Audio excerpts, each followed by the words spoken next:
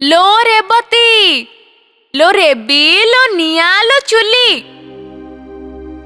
कटक जिलार हरिहरपुर प्रगना मध्यरे गोटे मफसल ग्राम नाम पाटपुर। ग्राम मुंडा मुंडी गोटे घर, आगिली पछिली चारि बखरा, खंजा पाचिरी चालियारे ढेंकीशाल, अगणा मध्यरे कूଅ, आगको दांड दुआर, पछकु बाड़ी दुआर। बाड़ी दुआर मेला घरे दांड लोके बसा उठा करती। प्रजा माने खजणा देबाकू आसी एइठारे बसंती।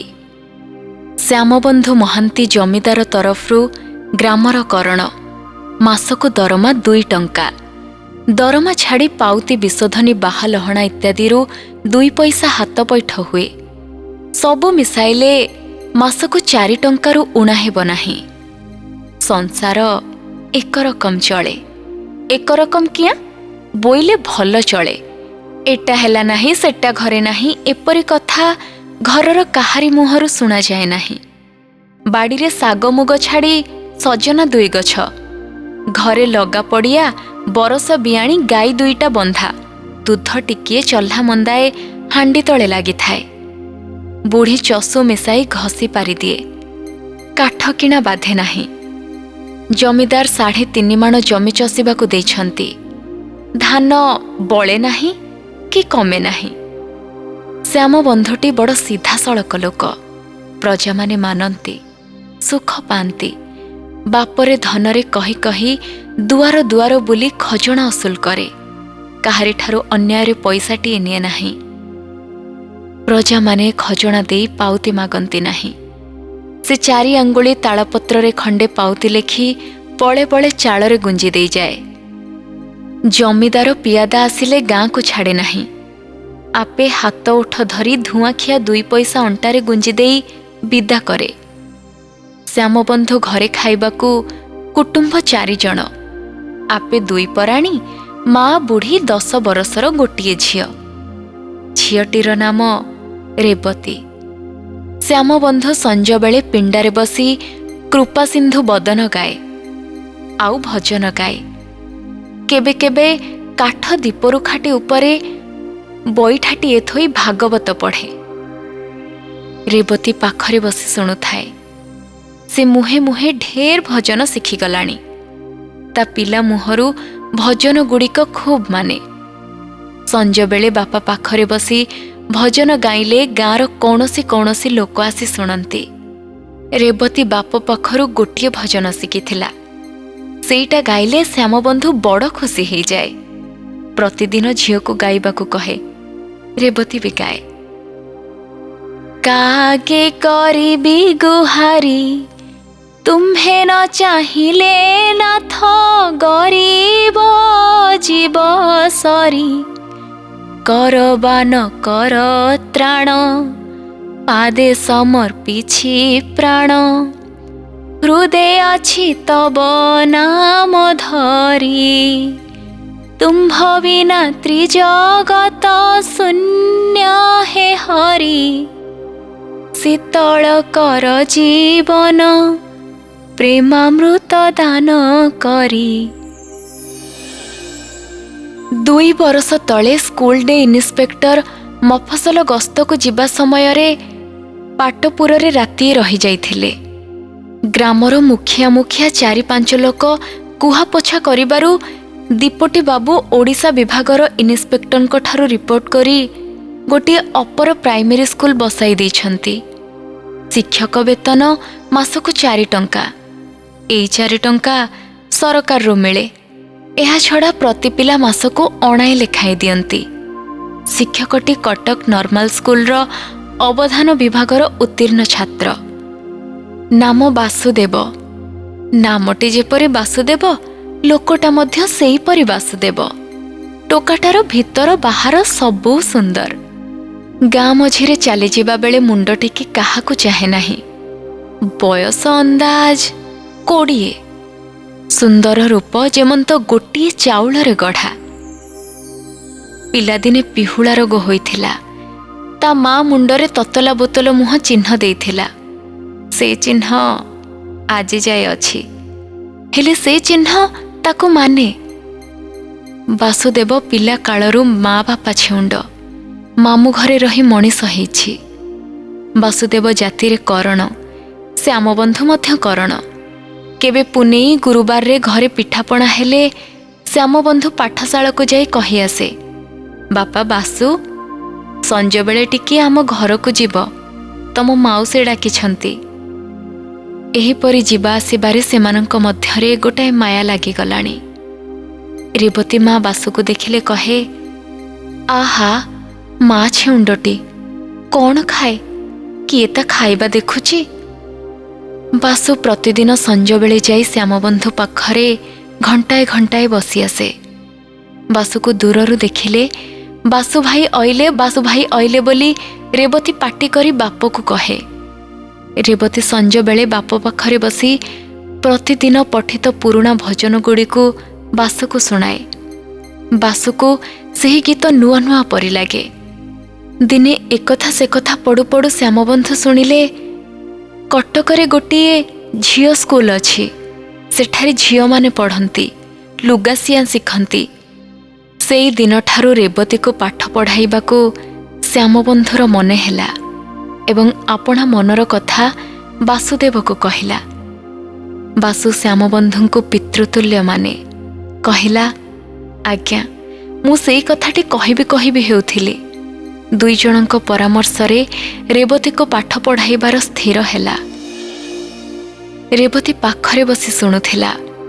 ଦୁଇ ଚିଲାରେ ଘର ଭିତରକୁ ଯାଇ ମା'କୁ ଆଉ ଜେଜିକୁ ମୁଁ ପାଠ ପଢ଼ିବି ଖବର ଦେଲା। ମା କହିଲେ, ହଉ ହଉ ପଢ଼ିବୁ। ଜେଜେ କହିଲେ, ପାଠ କ'ଣ ଲୋ, ମାଇକିନା ଝିଅଟା ପାଠ କ'ଣ? ରନ୍ଧାବଢ଼ା ଶିଖ, ପିଠାପଣା କରି ଶିଖ, ଝୋଟି ଦିଆ ଶିଖ, ଦହି ମୁହାଁ ଶିଖ, ପାଠ କ'ଣ? ରାତିରେ ଶ୍ୟାମବନ୍ଧୁ ପିଣ୍ଡାରେ ଖଣ୍ଡେ ଆମ୍ବକାଠ ପିଢ଼ା ଉପରେ ବସି ଭାତ ଖାଉଛନ୍ତି। ରେବତୀ ସାଙ୍ଗରେ ବସି ଖାଉଛି।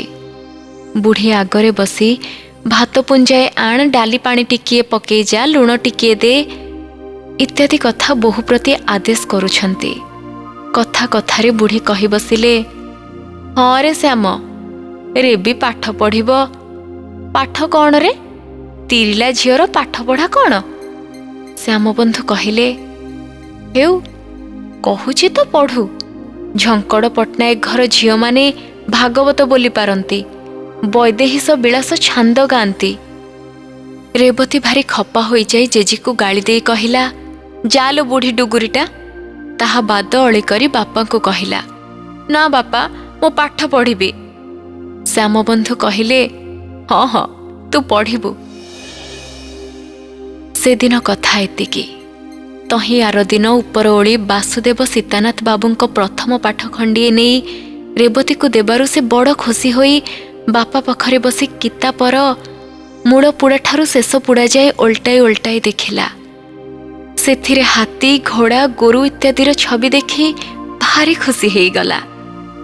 ରଜାମାନେ ହାତୀ ଘୋଡ଼ା ବାନ୍ଧି ଖୁସି ହୁଅନ୍ତି, କେହି ହାତୀ ଘୋଡ଼ା ଚଢ଼ି ଖୁସି ହୁଏ। ଆମରେ ବି ଛବିଟା ଦେଖି ଖୁସି। ରେବି ଧାଇଁ ଯାଇ ମା'କୁ କିତାପର ଛବି ସବୁ ଦେଖେଇଲା। ତାହା ବାଦ ଜେଜିକୁ ଦେଖେଇଲା। ଜେଜେ କିଞ୍ଚିତ୍ ବିରକ୍ତ ହୋଇ କହିଲା, ହଁ ଯା। ରେବି ତାହାକୁ ଦୂର ଗାଳି ଦେଇ ଫେରି ଆସିଲା। ଆଜି ଦିନଟି ଭଲ, ଶ୍ରୀପଞ୍ଚମୀ। ରେବତୀ ସକାଳୁ ବୁଡ଼ି ପାରି ଗାଧୋଇ ନୂଆ ଲୁଗା ଖଣ୍ଡିଏ ପିନ୍ଧି ଘର ବାହାର ହେଉଅଛି। ବାସୁଭାଇ ଆସିଲେ କିତାପ ପଢ଼ାଇଦେବ। ବୁଢ଼ୀ ଭୟରେ ବିଦ୍ୟାରମ୍ଭର ଆୟୋଜନ କିଛି ହୋଇନାହିଁ। କେବଳ 6 ଘଡ଼ି ସମୟରେ ବାସୁ ଯାଇ ପଢ଼ାଇଦେଲା। ସ୍ୱରେ ଅ, ସ୍ୱରେ ଆ, ହର୍ଷେଇ ଦୀର୍ଘଇ, ହର୍ଷଉ ଦୀର୍ଘଉ ଇତ୍ୟାଦି। ପ୍ରତିଦିନ ପଢ଼ା ଚାଲିଲା। ପ୍ରତିଦିନ ସଞ୍ଜବେଳେ ବାସୁ ଯାଇ ପଢ଼େଇ ଦିଏ। 2 ବରଷ ମଧ୍ୟରେ ରେବତୀ ଢେର ପଢ଼ିଗଲାଣି। ମଧୁରାଓଙ୍କ ଛାନ୍ଦମାଳା ପଢ଼ିଯିବା ବେଳେ ତୁଣ୍ଡରେ ବାଟୁଳି ବାଜେ ନାହିଁ। ଦିନେ ରାତିରେ ଶ୍ୟାମବନ୍ଧୁ ବସି ଭାତ ଖାଇବା ବେଳେ ମା ପୁଅ 2 ଜଣ କଥାବାର୍ତ୍ତା ହେଲେ। ପୂର୍ବେ ବୋଧ କରୁ କିଛି କଥା ହେଇଥିଲା। ଆଜି ସେଇ କଥାର ଉପସଂହାର। ଶ୍ୟାମବନ୍ଧୁ, କି ମା ଭଲ ହେବ କି ନାହିଁ? ବୁଢ଼ୀ, ହଁ ଭଲ ତ ହେବ, ଜାତି କଥାଟା ବୁଝିଛୁ ନା? ଶ୍ୟାମ ବନ୍ଧୁ, ମୁଁ ଆଜି ଯାଏ ଆଉ କ'ଣ ବୁଝୁଥିଲି? ଭଲ କରଣ, ଗରିବ ପୁଅ ହେଲେ କ'ଣ ହେବ, ଜାତି ଭଲ। ବୁଢ଼ୀ କହିଲା, ଧନ ଦୌଲତ ନାହିଁ ବିଚାର, ଜାତି କଥାଟା ଆଗେ ପଚାର, ଘରେ ରହିବ ତ? ଶ୍ୟାମବନ୍ଧୁ କହିଲେ, ଘରେ ନ ରହି ଆଉ କୁଆଡ଼େ ଯିବ? ହଜାରେ ହେଲେ ମାମୁଁ ମାଇନା, ଆଉ କ'ଣ? ରେବତୀ ପାଖରେ ବସି ଭାତ ଖାଉଥିଲା। ଏଇ କଥାର ଅର୍ଥ ସେ କ'ଣ ବୁଝିଲା ସେ ଜାଣେ। ମାତ୍ର ସେଇ ଦିନଠାରୁ ତାହାର ଭାବଭଙ୍ଗୀ ଅନ୍ୟ ରକମ ଦେଖୁଅଛୁ। ତାକୁ ବାପା ଆଗରେ ବାସୁଭାଇ ପଢ଼ାଇ ଦେଲେ କିପରି ଗୋଟାଏ ଲାଜ ମାଡ଼େ। ଅକାରଣ ସକାରଣ ସବୁବେଳେ ହସ ମାଡ଼େ। ମୁଣ୍ଡ ତଳକୁ ପୋତି ଦେଇ ଓଠ ବୁଝି ହସ ଲୁଚାଏ। ଏଣିକି ବାସୁ ପଢ଼ାଇ ଦେଲେ କେତେବେଳେ ତୁନି ତୁନି ପଢ଼େ, କେତେବେଳେ ଖାଲି ହୁଁ ହୁଁ କରେ। ପଢ଼ା ସରିଲେ ପାଟି ବୁଜି ହସି ହସି ଘରକୁ ପଳାଇଯାଏ। ପ୍ରତିଦିନ ସଞ୍ଜବେଳେ ଦାଣ୍ଡ ଦୁଆର କବାଟକୁ ଧରି କାହାକୁ ଚାହିଁଥାଏ। ବାସୁ ଆସିଲେ ଘରକୁ ପଳାଏ। 5 ଡାକରେ ବାହାରେ ନାହିଁ। ଏଣିକି ରେବତୀ ଦାଣ୍ଡକୁ କେବେ ବାହାରିଲେ ବୁଢ଼ୀ ଖପା ହୁଏ।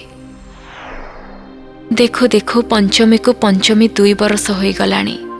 ବିଧାତାଙ୍କର ବିଧାନ, କାହାର ଦିନ ସମାନ ଭାବରେ ଯିବ ନାହିଁ।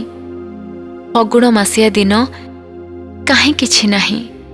ଅଚାନକ କାହୁଁ ବାଡ଼ି ଆସିଲା। ସକାଳେ ଗ୍ରାମରେ ଶୁଣାଗଲା, ଗୁମାସ୍ତା ଶ୍ୟାମବନ୍ଧୁ ମହାନ୍ତିଙ୍କୁ ବୁଢ଼ୀ ଧରିଛି। ମଫସଲ ଗାଁରେ ବାଡ଼ି ପଡ଼ିଲେ ତାଟି କବାଟ ପଡ଼ିଯାଏ। ବାଡ଼ି ବୁଢ଼ୀ ସଥେ ଯେମନ୍ତ ଟୋକେଇଟିଏ କାଖେଇ ଦାଣ୍ଡରେ ମନୁଷ୍ୟ ଗୋଟାଉଛି, ଏପରି ସମସ୍ତେ ଜ୍ଞାନ କରନ୍ତି। ଦୁଆରକୁ କାହାରି ଆସିବାର ନାହିଁ। ମାଇକିନିଆ 2ଟା କ'ଣ କରିବେ? ପିଲାଟା ଡକା ପକାଇ ଘର ବାହାର ହେଉଛି। ବାସୁଦେବ ଶୁଣି ସ୍କୁଲ ଛାଡ଼ି ଧାଇଁଲା। ଡର ନାହିଁ, ଭୟ ନାହିଁ, ଆପଣା ଶରୀର ପ୍ରତି ଭାବନା ନାହିଁ। ଶ୍ୟାମବନ୍ଧୁ ପାଖରେ ବସି ଗୋଡ଼ରେ ହାତ ବୁଲଉଥାଏ। ପାଣି ଟୋପାଏ ଟୋପାଏ ମୁହଁରେ ଦେଉଥାଏ। ବେଳ 3 ପ୍ରହର ସମୟରେ ଶ୍ୟାମବନ୍ଧୁ ବାସୁ ମୁହଁକୁ ଚାହିଁ ଖନେଇ ଖନେଇ କହିଲା, ବାସୁ ଏବ ଗେଲା। ବାସୁ ଭୋ ଭୋ କରି ଡାକ ପାଡ଼ିଲା। ଘରେ ଚହଳ ପଡ଼ିଗଲା। ରେବତୀ ଭୂଇଁରେ ପଡ଼ି ଗଡ଼ୁଥାଏ। ଗ୍ରାମର ଲୋକେ ଶୁଣି କହିଲେ, ହେଇଗଲା ପରା, ଦେଖୁ ଦେଖୁ ସଞ୍ଜ ବେଳକୁ କିଛି ନାହିଁ, କ'ଣ କରିବେ? ବାସୁଦେବଟା କାଲିକା ପିଲା, ଆଉ 2ଟା ଭୁଆସୁଣୀ। ଗ୍ରାମର ବନ ସେଠି ଧୋବା ଜଣେ ଜାଣିବା ଶୁଣିବା ଲୋକ। ତା ଦେହକର 50 କି 60 ପାର କଲାଣି। କାଲି ହେଲେ ଯିବାକୁ ହେବ, ଆଜି ହେଲେ ଯିବାକୁ ହେବ। ଲୁଗାପଟା 2 ଖଣ୍ଡ ମଧ୍ୟ ମିଳିବାର ଭରସା। ଗାମୁଛାଟାଏ ଅଣ୍ଟାରେ ଭିଡ଼ି ଦେଇ କୁରାଢ଼ିଟାଏ କାନ୍ଧରେ ପକାଇ ହାଜର ହେଇଗଲା। ଗ୍ରାମରେ କରଣ ସେଇ ଘରକ। ଶାଶୁ ବୋହୂ ବାସୁଦେବ 3 ଜଣ ଧରାଧରି କରି କର୍ମ ଚଳାଇଲେ। ସେ ସମୟର କଥାଗୁଡ଼ାକ ଲେଖିବାକୁ ଆଉ ହାତ ଚଳୁନାହିଁ। ଶ୍ମଶାନରୁ ଫେରିଆସିବା ବେଳକୁ କୁଆଁ ତାରା ଉଇଁଲାଣି। ଘରେ ପଶିବା ମାତ୍ରକେ ରେବତୀ ମା ପୋଖରୀ ପାଣି ଗଲା। ଦେଖୁ ଦେଖୁ ଦିନ 2 ପ୍ରହର ବେଳେ ଗ୍ରାମରେ ହାଟ ହେଲା। ରେବତୀ ମା ନାହିଁ। ଦିନ ଚାଲିଯାଏ। କାହାରି ଲାଗି ଦିନ ବସି ରହେ ନାହିଁ। କାହାର ପାଲିକି ଉପରେ ପାଟ ଛତା, କାହାର ବେଡ଼ି ଉପରେ କୋରଡ଼ା।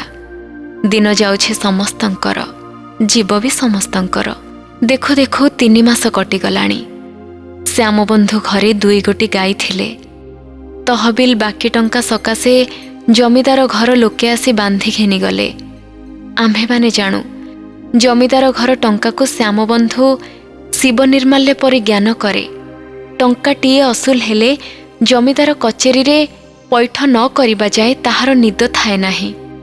ମାତ୍ର ତାହା ଉପରେ ଟଙ୍କା ଥାଉ ବା ନଥାଉ, ଗାଈ 2ଟି ବଡ଼ ଦୁଧିଆଳି। ଏ କଥା ପୂର୍ବରୁ ଜମିଦାରଙ୍କୁ ଜଣାଥିଲା। ତା ଛଡ଼ା ଜମିଦାର ଚଷିବାକୁ ଯେ 3.5 ମାଣ ଜମି ଦେଇଥିଲା, ତାହା ଛଡ଼େଇ ନେଲେଣି। ହଳିଆଟା ବା ଘରେ ଆଉ କିଆଁ ରହିବ? ଦୋଳ ପୂର୍ଣ୍ଣିମା ଦିନ ସେ ବି ଛାଡ଼ିଗଲା। ବଳଦ 2ଟା 17.5 ଟଙ୍କାରେ ବିକା ଯାଇଥିଲା। 2 ଜଣଙ୍କ କ୍ରିୟାରେ ଖରଚ ଯାଇ ଯାହା ବଳିଥିଲା ସଟା ବଟା କରି ମାସେ ଚଳିଲା। ଆଜି ଢାଳଟା କାଲି ପିତ୍ତଳଟା ବିକାବଟା ବନ୍ଧା ଛନ୍ଦାରେ ଆଉ ମାସେ ଗଲା। ବାସୁ ଦୁଇ ଓଳି ଦୁଆରକୁ ଆସେ। ରାତି ଘଡ଼ି ଯାଇଥାଏ। ଆଈ ନାତୁଣୀ ଶୋଇବାକୁ ଗଲେ ବସାକୁ ଯାଏ। ବାସୁ କିଛି ଟଙ୍କା ପଇସା ଦେଲେ ଆଈ ବା ନାତୁଣୀ କେହି ନିଅନ୍ତି ନାହିଁ। ବଳେଇ ବଳେଇ କିଛି ଦେଲେ ତାହା ଠଣାରେ ପଡ଼ିଥାଏ।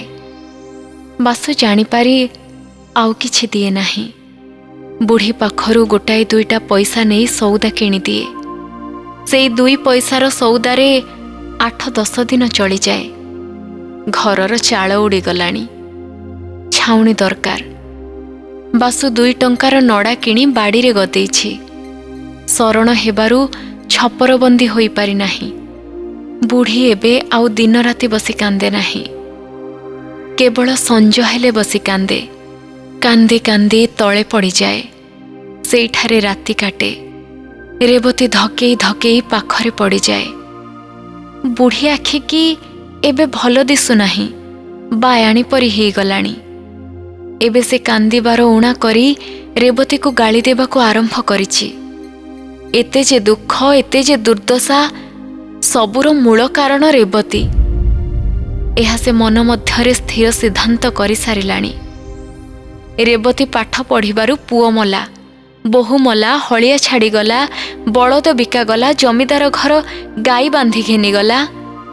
ରେବତୀ କୁଲକ୍ଷଣୀ, ସେ କୁଢ଼ଙ୍ଗୀ, ସେ ଲକ୍ଷ୍ମୀ ଛାଡ଼ି।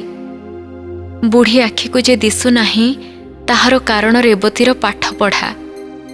ବୁଢ଼ୀ ଗାଳି ଦେବାବେଳେ ରେବତୀ ଆଖିରୁ 2 ଧାର ଲୁହ ବହିଯାଉଥାଏ।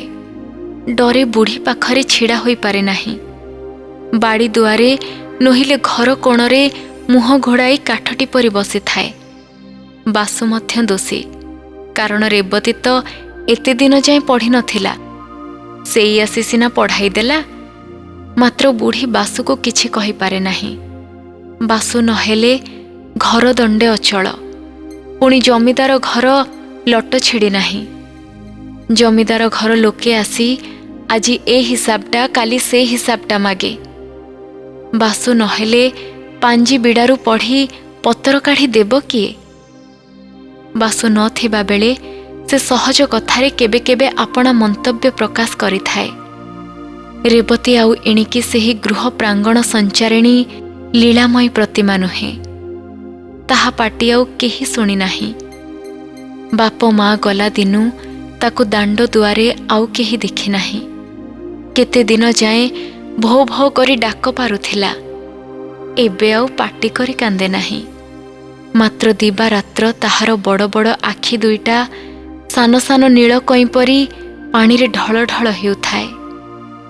ତାହାର କ୍ଷୁଦ୍ର ପ୍ରାଣ ତହିଁରୁ ଅତି କ୍ଷୁଦ୍ର ମନଟି ଏକାବେଳେ ଭାଙ୍ଗି ଯାଇଅଛି।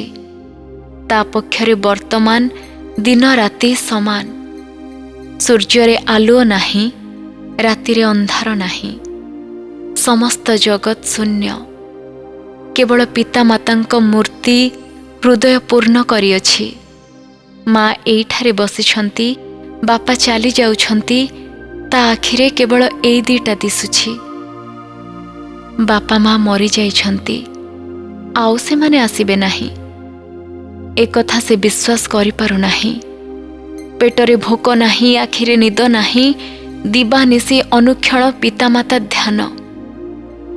ଜେଜେମା ଡରରେ ଖାଇବାକୁ ବସେ। ଭୁଇଁରୁ ପ୍ରାୟ ଉଠେ ନାହିଁ।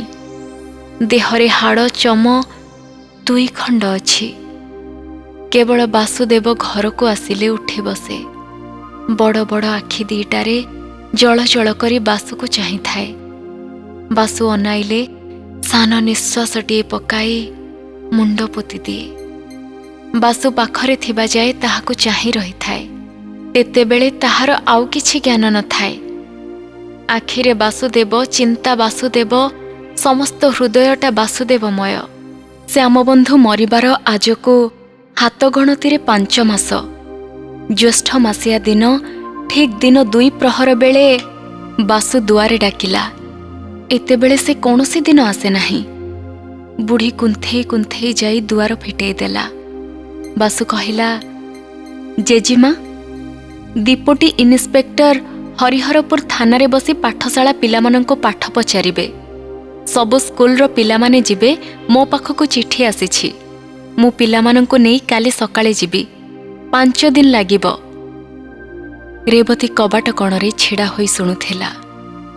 ଲଟ୍ କରି ବସି ପଡ଼ିଲା। ଭାଗ୍ୟ କବାଟ ଧରିଥିଲା, ନୋହିଲେ ବୋଧହୁଏ ପଡ଼ିଯାଇଥାନ୍ତା। ବାସୁ 5 ଦିନ ସକାଶେ ଚାଉଳ, ଲୁଣ, ତେଲ, ବାଇଗଣ କିଣି ଆଣି ଅଗଣାରେ ଥୋଇଦେଇ ବୁଢ଼ୀକୁ ଜୁହାରଟାଏ ହୋଇ ଶନିବାର ମୁହଁ ସଞ୍ଜ ବେଳେ ବାହାରିଲା। ବୁଢ଼ୀ କହିଲା, ବାପା, ଖରାରେ ବୁଲିବୁ ନାହିଁ, ଦେହ ପାକୁ ଚାହିଁବୁ, ବେଳରେ 2ଟା ତୁଣ୍ଡରେ ଦବୁ। ଏହା କହି ନିଶ୍ୱାସଟିଏ ପକାଇଲା। ରେବତୀ ଏକ ଧ୍ୟାନରେ ବାସୁକୁ ଚାହିଁଥାଏ। ଆଜିକା ଚାହାଣୀ ଅନ୍ୟ ରକମ। ଆଗେ ବାସୁ ଚାହିଁଲେ ମୁଣ୍ଡ ତଳକୁ ପୋତି ଦେଉଥିଲା। ଆଜି ସେ ଭାବ ନାହିଁ। ଏକ ଧ୍ୟାନରେ ବାସୁକୁ ଚାହିଁ ରହିଛି। ବାସୁର ମଧ୍ୟ ଆଜି ଆଗକା ଚାହାଣୀ ନୁହେଁ। ଆଗେ ବାସୁର ଯେମନ୍ତ ଖୁବ୍ ଇଚ୍ଛା ରେବତୀକୁ ଭଲ କରି ଦେଖିବ, କିନ୍ତୁ ଅନାଇ ପାରେ ନାହିଁ। ଆଜି 4 ଚକ୍ଷୁର ମିଳନ। ଆଖି ଫେରାଇ ନେବାକୁ କାହାରି ଆୟତ ନାହିଁ। ବାସୁ ଚାଲିଗଲାଣି। ଆଉ ଦିନ ନାହିଁ। ଘର ବାହାର ଅନ୍ଧାର ପୂରିଗଲାଣି। ରେବତୀ ଯେପରି ଚାହିଁଥିଲା ସେହିପରି ଚାହିଁଅଛି। ବୁଢ଼ୀ ଡାକିବାରୁ ତାହାର ଚେତନା ହେଲା। ଘର ବାହାର ସମସ୍ତ ଅନ୍ଧକାରମୟ। ରେବତୀ ବସି ଦିନ ଗଣୁଛି। ଆଜି 6 ଦିନ। ବାପ ମା ଗଲା ଦିନୁ ଦାଣ୍ଡ ଦୁଆର ଦେଖିନଥିଲା। ଆଜି ସକାଳୁ ଦାଣ୍ଡ ଦୁଆରେ 2 ଥର ମୁହଁ ମାରିଗଲାଣି। ବେଳ ଅନ୍ଦାଜ 6 ଘଡ଼ି। ହରିହରପୁରର ସ୍କୁଲ ପିଲାମାନେ ଫେରିଆସିବା ମାତ୍ରେ ଲୋକେ ବୋଲାବୋଲି ହେଲେ। ହରିହରପୁରରୁ ଫେରିଆସିବା ସମୟରେ ଗୋପାଳପୁରର ବରଗଛ ମୂଳରେ ପଣ୍ଡିତଙ୍କୁ ବାଡ଼ି ଧଇଲା। 4 ଥର ପୋଖରୀ ପାଣି ହେଲା। ଅଧା ରାତି ବେଳେ ଚାଲିଗଲେ। ଗ୍ରାମ ଲୋକମାନେ ହାୟ ହାୟ କଲେ। ପୁଅ ଝିଅ ମା ମାଇକିନାମାନେ ପାଟି କରି କାନ୍ଦି ପକେଇଲେ। କେହି କହିଲା, ଆହା କି ରୂପରେ, କେହି କହିଲା କି ଧୀରରେ, କେହି କହିଲା ଦାଣ୍ଡରେ ଚାଲି ଯାଉଥିବ ଯେ ମାଛିଟିକି ମ କହିବ ନାହିଁ। ରେବତୀ ଶୁଣିଲା, ବୁଢ଼ୀ ଶୁଣିଲା। ବୁଢ଼ୀ କାନ୍ଦି କାନ୍ଦି ତାହା କଣ୍ଠ ରୁନ୍ଧି ହେଇଗଲା। ଆଉ କାନ୍ଦି ପାରିଲା ନାହିଁ। ଶେଷରେ ଉଠି କହିଲା, ଆହା ବାପା, ବିଦେଶକୁ ଆସି ଆପଣା ବୁଦ୍ଧିରେ ପ୍ରାଣ ହରେଇଲୁରେ। ଅର୍ଥାତ୍ ସେ ଦୁର୍ବୁଦ୍ଧି କରି ରେବତୀକୁ ପାଠ ପଢ଼ାଇବାରୁ ମରିଗଲେ, ନୋହିଲେ କେବେ ମରିନଥାନ୍ତା। ଶୁଣିଲା ବେଳୁ ରେବତୀ ଘରେ ଯାଇ ପଡ଼ିଛି। ସୋର ଶବ୍ଦ ନାହିଁ। ସେ ଦିନଟା ଗଲା। ତହିଁ ଆର ଦିନ ସକାଳେ ବୁଢ଼ୀ ରେବତୀକୁ ପାଖରେ ନ ଦେଖି ପାଟି କରି ଡାକିଲା, ଲୋ ରେବତୀ, ଲୋ ରେବି, ଲୋ ନିଆଁ, ଲୋ ଚୁଲି। ବୁଢ଼ୀ ବାୟାଣୀ ପରି ହୋଇଗଲାଣି। କାନ୍ଦ ବୋବାଳି ନାହିଁ। କେବଳ ରାଗରେ ଦିନ ରାତି ରେବତୀକୁ ଗାଳି। ପଡ଼ିଶା ଲୋକେ, ଦାଣ୍ଡଗଲା ଲୋକେ ଯେତେବେଳେ ଇଚ୍ଛା ସେତେବେଳେ ଶୁଣୁଛନ୍ତି। ଲୋ ରେବତୀ, ଲୋ ରେବି, ଲୋ ନିଆଁ, ଲୋ ଚୁଲି। ବୁଢ଼ୀ ଆଖିକୁ ଦିଶୁନାହିଁ। ଅଣ୍ଡାଳି ଅଣ୍ଡାଳି ଯାଇ ରେବତୀକୁ ପାଇଲା। ଡାକିଲା। ଜବାବ ନ ପାଇ ତା ଦେହରେ ହାତ ବୁଲାଇ ଦେଖିଲା ଭାରି ଜ୍ୱର। ଦେହରୁ ନିଆଁ ବାହାରୁଛି, ଜ୍ଞାନ ନାହିଁ। ବୁଢ଼ୀ ଢେର ବେଳ ଯାଏ ବସି କ'ଣ ପାଞ୍ଚିଲା, କ'ଣ କରିବ, କାହାକୁ ଡାକିବ। ମନ ମଧ୍ୟରେ ଜଗତ ସଂସାର ଖୋଜିଲା। ପାଖରେ କାହାକୁ ଦେଖିଲା ନାହିଁ। କିଛି ସ୍ଥିର କରି ନ ପାରି ଖପା ହୋଇ କହିଲା, ଯାହା ଆପଣ କିଆ ତହିଁକି ଇଲାଜ କିଆ। ଅର୍ଥାତ୍ ତୁ ପାଠ ପଢ଼ିବାରୁ ଜ୍ୱର ହେଲା, ମୁଁ କ'ଣ କରିବି। ଦିନେ ଗଲା, 2 ଦିନ ଗଲା, 3 ଦିନ ଗଲା, 4 ଦିନ ଗଲା, 5 ଦିନ ଗଲା। ରେବତୀ ମାଟିରେ ଲାଗିଯାଇ ପଡ଼ିଅଛି। ଆଖି ଫିଟାଉ ନାହିଁ। ଡାକିଲେ ଉତ୍ତର ଦେଉନାହିଁ। ଉଁଚୁ ହେବାକୁ ମଧ୍ୟ ନାହିଁ। ଆଜି 6 ଦିନ। ରେବତୀ ସକାଳୁ 2-4 ଥର ପାଟି କଲାଣି। ବୁଢ଼ୀ ପାଟି ଶୁଣି ପାଖକୁ ଗଲା। ଦେହରେ ହାତ ବୁଲାଇ ଦେଖିଲା, ଗୋଡ଼ ହାତ ଶୀତଳ। ଡାକିଲେ ହୁଁ ହୁଁ ଜବାବ ଦେଲା। କଟମଟ କରି ମୁହଁକୁ ଚାହୁଁଅଛି। କିଛି ନ ପଚାରିଲେ ମଧ୍ୟ କେତେ କଥା କହି ପକାଉଛି। କୌଣସି କବିରାଜ ଦେଖିଲେ ତୃଷ୍ଣା ଦାହ ପ୍ରଳାପଶ୍ଚ ଇତ୍ୟାଦି ଶ୍ଲୋକ ପଢ଼ି କହନ୍ତେ ସନିପାତ୍ୟସ୍ୟ ଲକ୍ଷଣମ୍। ମାତ୍ର ବୁଢ଼ୀ କିଛି ଖୁସି ହେଲା। ଦେହରେ ତାତି ନାହିଁ, କଥା କହୁନଥିଲା, ପାଟି ଫିଟିଲାଣି, ଚାହୁଁନଥିଲା, ଆଖି ଫିଟାଇଲାଣି, ପାଣି ପିଇବାକୁ ମାଗିଲାଣି। 6 ଦିନ ହେଲା ଜିଭରେ ପାଣି ଟୋପାଏ ବାଜେ ନାହିଁ। 4ଟା ପଥି ପେଟରେ ପଡ଼ିଲେ ଝିଅଟା ଉଠି ବସିବ। ତୁ ଶୋଇଥା, ମୁଁ 4ଟା ପଥି ରାନ୍ଧି ଆଣେ। ଏହା କହି ବୁଢ଼ୀ ବାହାରକୁ ବାହାରି ଆସିଲା। ପଥି ରାନ୍ଧିବ କ'ଣ? ଘରେ ପାଛିଆ, କୁଣ୍ଢେଇ, ହାଣ୍ଡି, ଆଟିକା ସବୁ ଖୋଜିଲା, ମୁଠାଏ ଚାଉଳ ନାହିଁ। ନିଶ୍ୱାସଟାଏ ପକାଇ ଘଡ଼ିଏ ବସିଲା। ବାସୁ 5 ଦିନକୁ ଚାଉଳ ଡାଲି କିଣିଦେଇ ଯାଇଥିଲା। ସେଥିରେ 10 ଦିନ କିଆଁ ଚଳିଗଲା? ବୁଢ଼ୀର ଦୃଷ୍ଟିଶକ୍ତି ଥିଲେ ବୁଝିପାରିଥାନ୍ତା। ବସି ବିଚାର କଲେ ବୁଦ୍ଧି ଦିଶେ। ଘରେ କଂସା ବାସନ କିଛି ନାହିଁ। ହାତରେ ଗୋଟାଏ କଣା ଢାଳ ପଡ଼ିଲା। ସେଇଟା ଧରି ହରିସାଉ ଦୋକାନରେ ବାହାରିଲା। ହରିସାଉ ଘର ଗ୍ରାମ ମଝିରେ। ତାହାର ରୀତିମତ ଦୋକାନ ନାହିଁ। ଚାଉଳ, ଡାଲି, ଲୁଣ, ତେଲ ରଖିଥାଏ। କୌଣସି ଦିନ ବିଦେଶୀ ଲୋକ ପହଞ୍ଚିଗଲେ କିଣନ୍ତି। କେବେ ହେଲେ ଗ୍ରାମ ଲୋକଙ୍କର କିଛି ଦରକାର ହେଲେ କିଣନ୍ତି। ବୁଢ଼ୀ ଢାଳଟି ଧରି ହରିସାଉ ଦୁଆରେ ପହଞ୍ଚିଲା। ହରିସାଉ ବୁଢ଼ୀ ହାତରେ ଢାଳଟି ଦେଖି ଅର୍ଥଟା ବେଶ ବୁଝିଗଲା। ବୁଢ଼ୀ ଆପଣାର ଅଭିପ୍ରାୟ ଜଣାଇବାରୁ ହରି ଢାଳଟି ହାତରେ ଧରି ଚାରିପାଖ ଦେଖି କହିଲା, ନାହିଁ ନାହିଁ, ମୋ ଘରେ ଚାଉଳ ନାହିଁ। ଆଉ ଏଇ କଣା ଢାଳଟା ରଖି କିଏ ଚାଉଳ ଦେବ? ହରି ଘରେ ଯେ ଚାଉଳ ନଥିଲା ତା ନୁହେଁ, ଦେବାକୁ ମଧ୍ୟ ଇଚ୍ଛା, ତେବେ ଶସ୍ତାରେ ନେବାର କଥା। ଚାଉଳ ନଥିବାର ଶୁଣି ବୁଢ଼ୀ ମୁଣ୍ଡରେ ତ ବଜ୍ର ପଡ଼ିଲା। କ'ଣ କରିବ? ଝିଅଟା ଜ୍ୱରରୁ ଉଠିଛି, ତା ମୁହଁରେ କ'ଣ ଦେବି? ଘଡ଼ିଏ ବସିଗଲା। ବେଳ ବୁଡ଼ି ଆସିଲାଣି। ହରିକୁ 2 ଥର ଅନେଇଲା। ଯାଏ, ଝିଅଟା କ'ଣ କରୁଛି ଦେଖେ। ଢାଳଟି ଧରି ଉଠୁଛି। ହରି କହିଲା, ଦିଅ ଦିଅ, ଢାଳଟା ଦିଅ, ଦେଖେ ଘରେ କ'ଣ ଅଛି। ହରି ଢାଳଟା ରଖି 4 ମାଣ ଚାଉଳ, ଅଧା ମାଣ ଯାଇ, କିଛି ଲୁଣ ଦେଲା। ବୁଢ଼ୀ 4-6 ଜାଗା ବସି ଉଠି ଘରେ ଆସି ପହଞ୍ଚିଲା। ଏ ପର୍ଯ୍ୟନ୍ତ ବୁଢ଼ୀ ଦାନ୍ତରେ ଦାନ୍ତକାଠି ବାଜି ନାହିଁ। ଦେହ ମନ କଥା କ'ଣ କହିବୁ? ଘରେ ପହଞ୍ଚି ରେବତୀକୁ ଡାକିଲା। ତାର ବିଶ୍ୱାସ ରେବତୀ ଭଲ ହେଇଗଲାଣି। ପାଣି କାଢ଼ିଦେବ, ସେ ଭାତ ରାନ୍ଧିବ। ରେବତୀ ଜବାବ ନ ଦେବାରୁ ସେ ଭାରି ଖପା ହେଇଯାଇ ଡାକିଲା, ଲୋ ରେବତୀ, ଲୋ ରେବି, ଲୋ ନିଆଁ, ଲୋ ଚୁଲି। ଜବାବ ନାହିଁ। ଏଣେ ରେବତୀର ସନ୍ନିପାତ ରୋଗ କ୍ରମଶଃ ବଢ଼ୁଛି। ଭୟାନକ ଯନ୍ତ୍ରଣା, ଦେହରୁ ନିଆଁ ବାହାରୁଛି। ଜିଭ ଶୁଖିଗଲାଣି। ଭୟଙ୍କର ପିପାସା, ଜିଭଟା ଯେମନ୍ତ ଭିତରକୁ ଚାଲିଯାଉଛି। ଥଣ୍ଡା ଜାଗାକୁ ଯିବାର ଇଚ୍ଛା। ଘର ଯାକ ଗଡ଼ି ଗଡ଼ି ବାହାରକୁ ଆସିଲା। ସୁଖ ଲାଗିଲା ନାହିଁ। ବାଡ଼ି ଦୁଆରକୁ ଯାଇ ପିଣ୍ଡାରେ ବସିଲା। ଦିନ ଶେଷ ହେଇ ଆସିଲାଣି। ଖୁବ୍ ପବନ ବହୁଛି। ବାଡ଼କୁ ଆଉଜି ବସିଲା। ବାଡ଼ିଯାକ ଅନେଇଲା। ବାପା ଗଲା ବରଷ ଏଇ କଦଳୀ ଲଗାଇଥିଲେ, ଭଣ୍ଡା ବାହାରି ଗଲାଣି। 2 ବରଷ ତଳେ ମା ଗୋଟିଏ ପିଜୁଳି ଗଛ ବାଡ଼ିରେ ରୋଇଥିଲେ। ରେବତୀ ଧାଇଁ ଧାଇଁ କୂଅରୁ ଢାଳେ ପାଣି ନେଇ ସେ ଗଛରେ ଦେଇଥିଲା। ସେ ଗଛ କେଡ଼େଟାଏ ହେଲାଣି, ଫୁଲ ଧରିଲାଣି। ସେ ଗଛ ଦେଖି ମା ମନରେ ପଡ଼ିଲେ। ବୁଦ୍ଧି ସ୍ଥିର ନାହିଁ, ମନ ଚଞ୍ଚଳ। ଲଗାଲଗି କିଛି କଥା ମନରେ ପଡ଼ୁନାହିଁ। ମାତ୍ର ମାତାର ଆନନ୍ଦମୟ ମୂର୍ତ୍ତି ଆଉ ମନକୁ ଛାଡ଼ୁନାହିଁ। ସଞ୍ଜ ଗଡ଼ିଗଲାଣି। ଗଛ ମୂଳରୁ, ଡାଳ ଉଢାଳରୁ ଅନ୍ଧାର ଗୁଡ଼ାକ ବାହାରି ବାଡ଼ି ପୂରି ଗଲାଣି। ଆଉ କିଛି ଦିଶୁନାହିଁ। ଆକାଶକୁ ଚାହିଁଲା। ପହରିକିଆ ତାରାଟିରୁ ଧକ୍ ଧକ୍ ହୋଇ କିରଣ ବାହାରୁଛି। ଏକ ଧ୍ୟାନରେ ରେବତୀ ସେଇ ତାରାକୁ ଚାହିଁଅଛି।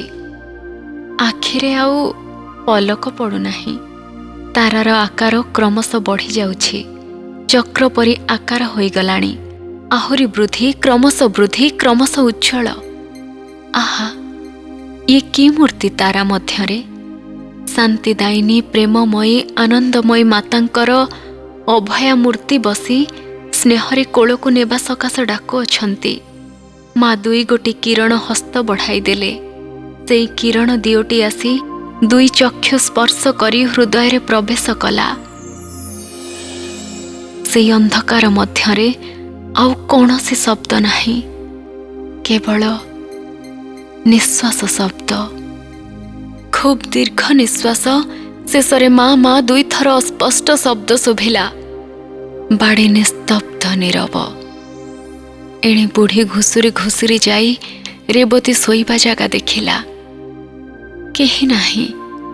घर जाक बाहर अगणा ढेंकी तल ढेंकी लांजी काहीं नाही।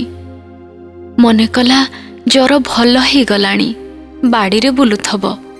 सेई डाक, लो रेवती लो रेबी लो निया लो चुली। बाड़ी दुआर को गला। अंडाली अंडाली पिंडा को उठिला। पिंडाटा भूमि ठारू 2 हाथ उच्च, हाथे चौड़ा। मला तू एठी बसिचु। देहरे हाथ देई बुढ़ी प्रथमे चमकी पड़िला। आउ थरे भल करी गोड़ ठारू मुंड जाए हाथ बुलेइला। नाकरे हाथ देई गोटाए उत्कट शब्द कला। संगे संगे पिंडा तले दुलदाल शब्द। श्यामबंधु महांती घरर कौनसी प्राणी को जगतरे आउ केही देखि नाहंती। पड़ोशी माने राति पहरक समय रे शेष शब्द शुणिथिले। लो रेवती लो रेबी लो निया लो चुली।